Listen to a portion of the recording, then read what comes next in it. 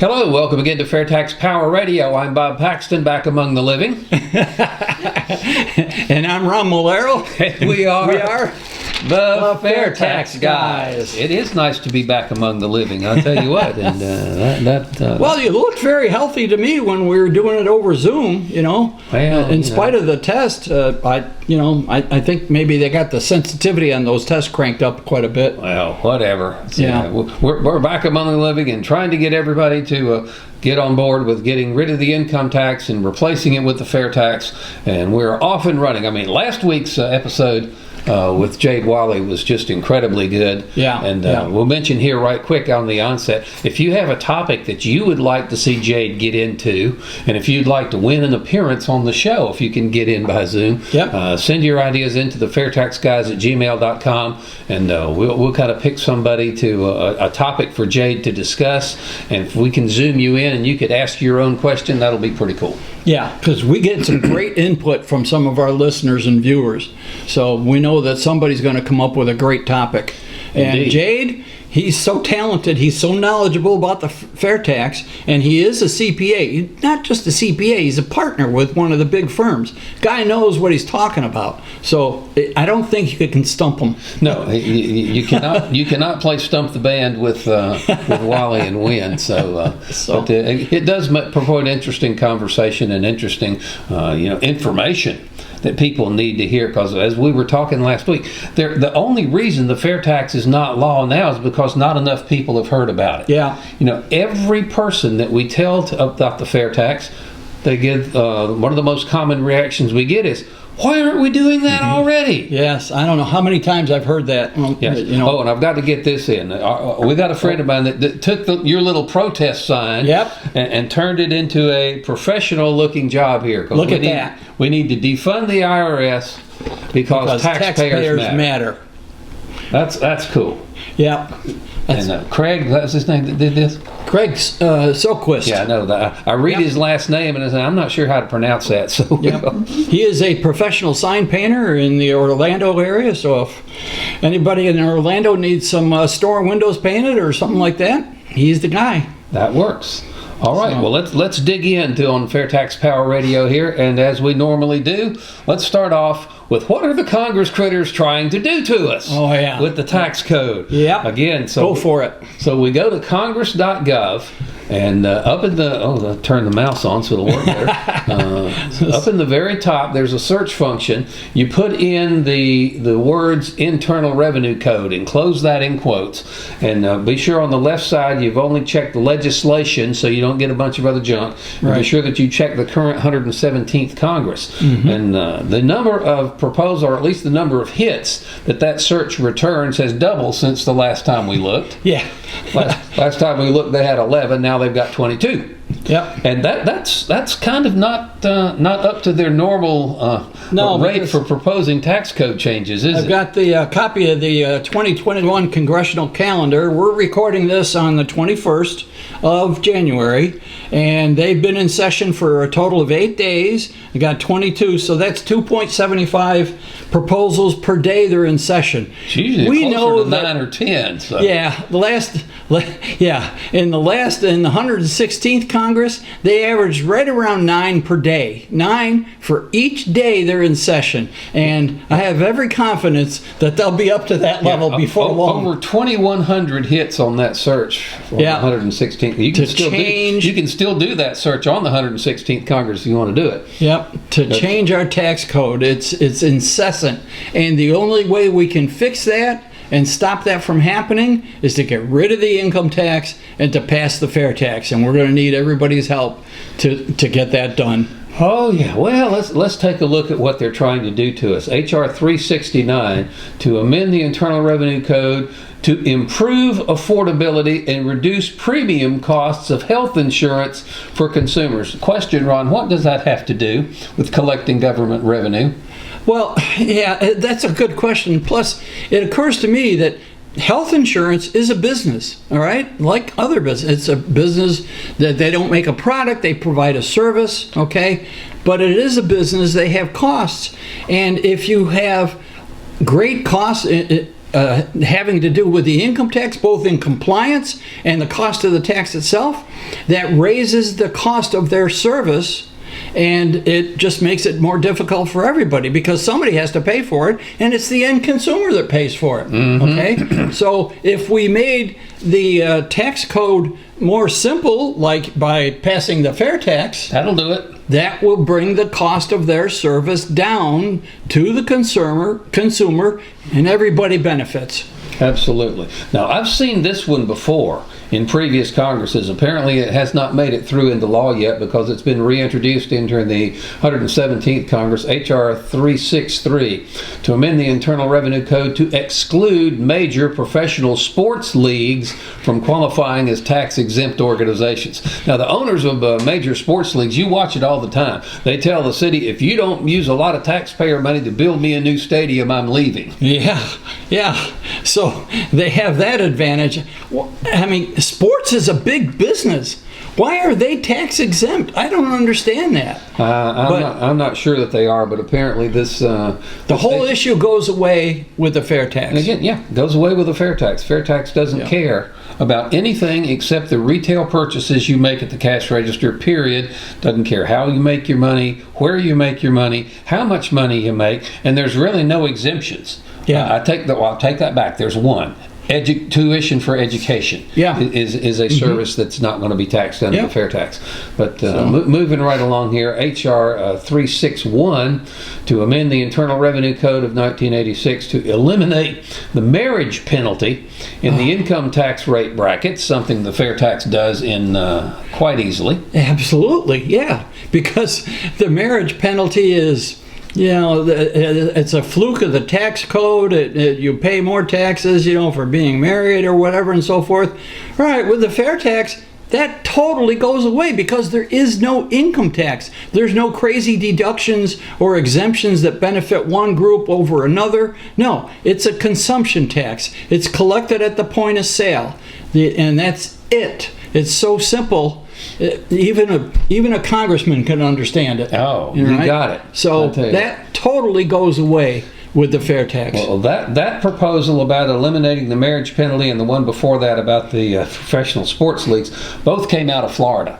Representative Gregory, I'm not sure how to pronounce this, Steube, I guess it'd be Stubbe or something, Florida 17. Okay. Those are his proposals to exclude the major professional sports leagues from being tax exempt and to get rid of the marriage penalty. I wonder if we can sign him on as a co-sponsor for the fair tax. So somebody here in Florida is going to have to work on him for that. That would, because the fair tax would accomplish what he's trying to do there. So absolutely. We all set this one just, as Roscoe P. Coltrane used to say, this just dulls my gizzard. H.R. 347 to amend the Internal Revenue Code to require the disclosure of tax returns of presidents and vice presidents and certain candidates for president and vice president and for other person. Now, why is their personal financial information supposed to be public record? Anybody's personal information has to be public record? Yeah, and if that is passed, it's a slippery slope. Okay, it's the president and the vice president, and then they say certain candidates. Okay, I noticed that the next in line for the presidency is not included in this list. That would be the Speaker of the House, okay? Whatever. But then, it's a slippery slope to go down to lesser candidates and maybe business people, just anybody they want to target and put some tax information. It's private information. It violates the Bill of Rights. And again, the fair tax gets rid of all this nonsense. Yes, the fair tax gets rid of tax returns entirely. Yeah. And so I guess the certain candidates is so they can exclude the, you always see if on your ballot, you don't just see the Republican and Democrat, you see libertarians and a bunch of other little parties, Green Party and folks like that. There's usually about half a dozen or more candidates for president, most of which have absolutely zero chance of anything, so maybe they'll exempt those. Or maybe they're only going to get the Democratic and Republican ones. But just the fact that that the federal law, if this becomes federal law, requires anybody, be it a public servant or a candidate to be a public servant, why should anybody be forced to disclose their personal finances? Yeah, it doesn't make. Well, I can see the argument that says, well, we want to make sure that the people we put in office are not beholden to certain foreign powers or whatever if they're making a lot of money in a foreign country. Yeah, well, let's go back a couple hundred years. Pay attention to the Bill of Rights. All right, forget all this nonsense, all this political bickering. Pass the fair tax and restore the Bill of Rights. All right, presumption of innocence, the right of people to be secure in their papers and effects and so forth. All those nice things that were written into the Bill of Rights. All right, we need to bring that back. Yeah. And again, only the fair tax will do that. You're right. This is a slippery slope. If they get it through that we're going to have to disclose the tax returns of the president and vice president, well, it won't be too long before they start extending that to other people. Yeah, absolutely. Yeah, it's not a good situation. That's just crazy. And all of this craziness goes away with a fair tax. That's why we highlight the crazy things that the Congress critters want to do to the tax code. And fortunately, they don't all get into law. Yeah, and again, Bob was reading off of Congress.gov. You go to Congress.gov, and in the search bar, you put in quotes Internal Revenue Code. Make sure the 117th Congress is clicked over on the left side, and you'll get these things that we're looking at. Absolutely. So, okay. Shall we? That's enough blood boiling for now. Yeah, I'll tell you what. That just galls my gizzard to think that people are going to be forced to disclose their tax returns. It's not a good situation. Okay. They're using the tax code as a weapon. Okay. So, we got something new here at FAIRtax.org, don't we? Yep. First off, if you go to FAIRtax.org, all right, very simple, FAIRtax.org, and you want to keep up with the news, about a surrounding tax reform, okay, there's a couple of new things that we need to show you. First off, if you take the cursor up and click news, when you hover over news, it turns red. Click that, and it'll take you to a page with a variety of news reports, all right? There's Trump versus Biden tax plans and so forth, and you get several news articles, you get the chairman's reports, you get the Grassroots Corner. The latest Grassroots Corner from January 18th featured Randy Fisher, who was on this show a few weeks ago. Yes, back when I was not among the living. Yeah. Bob was pretty sick that day, and I love the way it starts out. Randy never sleeps. It seems like that. He doesn't. That guy seems to be always on task. Okay, and then there's another new item, and this is brand new. Again, you hover your cursor over news, it turns red, but then there's a drop down for the FAIRtax Guys. Again, this is on FAIRtax.org. You hover over news, click the FAIRtax Guys, and it takes you to a brand new page which features the latest edition of FAIRtax Power Radio. This is something new on the FAIRtax.org. Bob and I are very pleased and proud of this because we're doing our best to get the message out, all right, to everybody, because it's going to take a groundswell, a critical mass of citizens informed about the fair tax to make it happen, and this is one way to do it. So. Indeed. Well, something else that I really want to get into here on FAIRtax Power Radio to start with a new Democratic administration and a Democrat-controlled Congress, I have heard more than one person already just lamenting, the fair tax is dead. We have no chance of getting it through. We might as well just give up and go home. Yeah. And that's not in our DNA. We're not going to do that here. Nope. And the fair tax is alive and well. The national organization is still there. The state organizations are still there. And we're going to plow ahead with FAIRtax Power Radio, and I know all the people involved at the national level and at the state levels are just as committed. And in fact, as you talked about with Jade last week, Mr. President Biden is going to do the things that liberal politicians typically do, and probably what's going to happen is the economy is going to tank. I mean, I'm trying to be nonpartisan here, but we've seen this picture before. Jade was pretty explicit that the proposals that are being made will be injurious to the economy. So there is no way that the economy is going to grow and flourish and prosper under the higher taxes that are being proposed. And if Jade is correct and that happens, well, maybe that opens up a window for the fair tax. If things start, if the economy starts to tank, well, then maybe Okay. maybe the people in Washington will listen to us about the fair tax. Well, I will note that people that are saying it's going to be impossible to get the fair tax through a Democrat Congress and get a Democrat president to sign it, which is probably true, but that doesn't mean that we can just lay down for the next 4 years, wait till we get a friendlier political environment to do that. There are several states, we keep mentioning this, Alabama and Georgia at the top of the list. I understand Mississippi also is looking at eliminating their state income tax. So what we can do as fair tax volunteers is shift our focus to the state level. If you really want to get involved, I really want to talk to Chuck Bailey. Yeah. Hopefully we can have him on the program here and he can explain the ins and outs of he call it the Alabama Economic Freedom Act, Yep. which is basically replacing the state income tax in the state of Alabama with a fair tax style consumption tax, including the prebate. Yep. So if we can get this passed in Alabama, if we can get it passed in Georgia, I think Nebraska's working on something, Mississippi's working on something. So if you're out there listening to the program here, why don't you plant the seed in your state representative's head? Hey, wouldn't it be nice if we didn't have to pay income tax to whatever state we live in, and instead we had this progressive consumption tax based on the fair tax? If we can get this movement going in a variety of different states, eventually one's going to get through. And as soon as one gets through, to use one of Jade's phrases again, first mover advantage will go to that state, and they will see economic growth much higher than even their neighbors that are in the same area once you get rid of the income tax. And I'm going to make a suggestion here for the AFFT, the Americans for Fair Taxation. Since Alabama seems to be ahead of the other states in terms of actually repealing their state income tax and going with a state level of fair tax, and they've done the hard work, the rate studies and all this stuff, there's a lot involved. I mean, this is not just, go up to your state legislature and say, hey, do this. There's a lot of work involved. It takes a lot of time, but they've done it. And Bob has already mentioned Chuck Bailey, who is the state director for Alabama.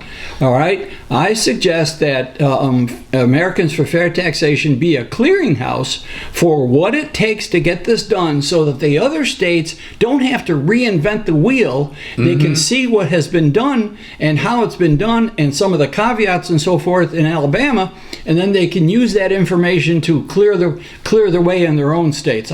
I think that's a good idea. I did. And actually, if the original timeline had been followed, there's a really good chance that the Alabama Economic Freedom Act would be law right now. But the pandemic just threw all kinds of monkey wrenches into the legislative process up there, and they did not get it through like they thought they would. They had to rewrite the bill in Georgia. Yeah. There were some issues that the original bill didn't really address properly, so they've rewritten the bill in Georgia. So any state that wants to see, what a good bill looks like, I would imagine that the folks in Alabama would be happy to share theirs that you could use as a model, Georgia as well, and hopefully we can convince Mississippi that is just it's not beyond anything, just the idea that we might want to replace our income tax. They haven't looking at the specifics of what they could replace it with.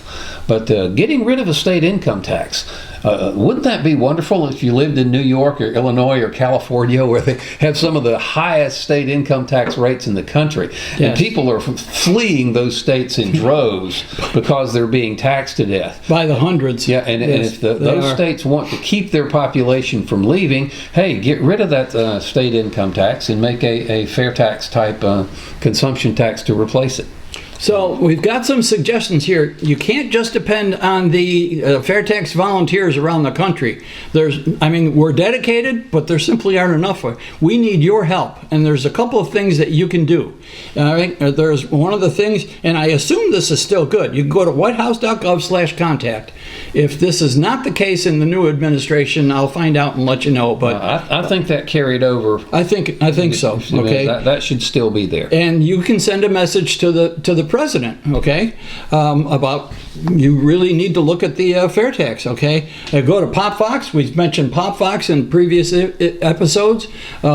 This is something anybody can do when they've got a little time. You log into PopFox, you give them your name and address, and then you too can register your support for HR 25. Now go back to fairtax.org for a second. There's a list there of individual by state leaders. So if you'd like to take us up on our suggestion to get active in your state, check that out and see if there is someone already there in your state that you can get in touch with. The contact information is there, and sign on and get going with that. That's pretty cool. And help us out on social media. I mean, all the social media, Facebook, Twitter, Parler will be back eventually, Gab, MeWe, and you can help out, send messages back and forth, post information about the fair tax. If you find something online that's interesting, get a link to that, post it on your Facebook or your Twitter account or your MeWe or Gab or whatever, okay? And also you can find our videos not only on YouTube but on Rumble too. All right, the FAIRtax Guys have a presence on Rumble. FAIRtaxGuys.com. Yep.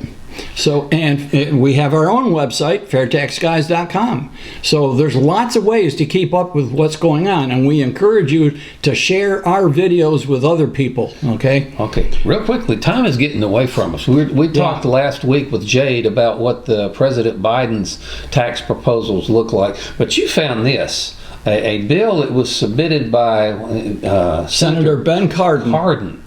And he called it the to amend the Internal Revenue Code. This is S5031 from the last Congress, the 116th Congress, to provide for a progressive consumption tax and to reform the income tax and for other purposes. What's in there? So, well, it talks about a progressive consumption tax, which the fair tax sounds like the fair tax, but that's not really what he has in mind. That's not what he's got in mind. He's got something more like a VAT tax in mind. And I remember, Steve Hayes, the president of the national organization, used to make regular trips up to Capitol Hill and talk to legislators in both the House and the Senate. And Senator Cardin came up to us. I remember Steve telling us this at a meeting we had. He came up to Steve and said, I look forward to working with you folks because I've submitted a bill that includes a consumption tax as well as an income tax. Well, okay, his heart is in the right place, but we don't want to see a consumption tax and an income tax. There is the rub. You do not want to give the Congress critters two paths into your wallet. No. Now, right now, there's nothing to stop them from doing that. We've had an income tax for over 100 years, since 1913. And so far, we do not have a national sales tax on anything. All of the sales taxes that are applied to the purchases we make are state-level sales taxes. And in some cases, local. Yes. But there's no national sales tax. But there is a provision in the fair tax to make sure that you cannot ever have a consumption tax and an income tax, because permanent implementation of the fair tax is contingent on repealing the 16th Amendment. Of course, the law, if you pass the fair tax, the law itself cannot change the Constitution. You'd have to go through the regular constitutional amendment process, which has a 7-year window on it. And so once the fair tax, you can implement it on January 1st of next year, but then you would have 7 years from the date the fair tax is first implemented to get the 16th Amendment repealed. If that doesn't happen, the fair tax would sunset. So we want to make sure that you will never have a consumption tax and an income tax, and there is a provision in the fair tax that makes sure that that is the case. Yeah, and Senator Cardin's bill here, where he talks about a progressive consumption tax, it's not a retail sales tax. It's a VAT tax, VAT, value-added tax. It's very complicated. In fact, I nickname it the stealth tax, okay? Because it is, I have this article that we did. What was it? Alan Keyes called it a slave tax, if I remember right. We looked at one of his articles at one time, if I'm remembering that right. What is a value-added tax? A value-added tax is a consumption tax placed on the product whenever value is added at each stage of the supply chain from production to the point of sale. Okay, that's what they have in Europe. A lot of European countries are doing that. And it is very complicated, and it does allow Congress to do a lot of tinkering, which we don't want, okay? And in this article, he goes, this author, and by Julia Kagan, all right? Advocates say it raises government revenues without punishing success or wealth as income taxes do, and it's simpler and more standardized than a traditional sales tax. Wait a minute. No, Whoa. time. Whoa, Right? whoa. It's simpler than a retail sales tax when there's a tax placed at every stage of production when value is added to the product or service. That doesn't sound simple to me. That does not sound simple to me. That just sounds like it's almost like compounding interest. It's added on to add, and then once it's added the first time, then that's part of the price, and then the new tax is figured up. You're taxing the tax. And then on top of that, what Europe does, I mean, we don't have a VAT tax. Most European countries do. And when they ship overseas, the government strips the VAT tax off. Okay. It refunds to the manufacturer the amount of that VAT exactly. tax, so that their goods go onto the international market without a tax component in them. Mm-hmm. Unlike American goods, the costs of the income tax system are, you can't help it. They're just embedded in the cost of everything that American manufacturers produce, including stuff that goes on the world market to be sold internationally. So that's a competitive disadvantage that the fair tax takes care of. We need to get rid of. No, it's not a good idea, right? So, and plus, so not only is it a stealth tax, but Senator Cardin's bill, which he probably will have again in the 117th Congress. We'll watch for this one. It's a stealth tax plus an income tax, and for the FAIRtax guys, that's like time. Please don't do that. No, don't do that, because we do not want to have an income tax and a VAT tax. Okay, that's just going to be terrible of the worst degree. We got just a little bit of time left. We got about a minute and a half left here on this edition of FAIRtax Power Radio. Remind everyone again, you mentioned this earlier, going to PopVox, POPVOX.com. Now, if you did that in the last Congress, if you registered your support for the fair tax or your opposition to any of the other tax plans, that went away. Everything resets with the new Congress. Right. So we need as many people as possible to go out to PopVox, register your support for H.R. 25 in the new 117th Congress on PopVox. Yep, that's very important. Share our videos and podcasts on all the social media sites. Yes, we do have podcasts, all right? You can find them on Spreaker.com, Apple Podcasts, and iHeartRadio, okay? So share those on the social media sites, whichever ones you're on. Again, we have a FAIRtaxGuys.com, our own website, and you don't have to join or subscribe to anything. That is open, totally free to everybody, so you can share that. And again, we'd like to mention WTOB, WAME, WLSC, the three terrestrial radio stations that we're on. Yep. And that is just about going to wrap up this edition of FAIRtax Power Radio. Time flies when you're having fun. I'm Bob Paxton. And I'm Ron Bolero. We are the FAIRtax Guys, reminding you, as we always do every week here, that the fair tax is the only truly fair tax, and once you understand it, you'll demand it. Follow the FAIRtax Guys on social media and their own website, FAIRtaxGuys.com, and check back every week for a new episode of FAIRtax Power Radio.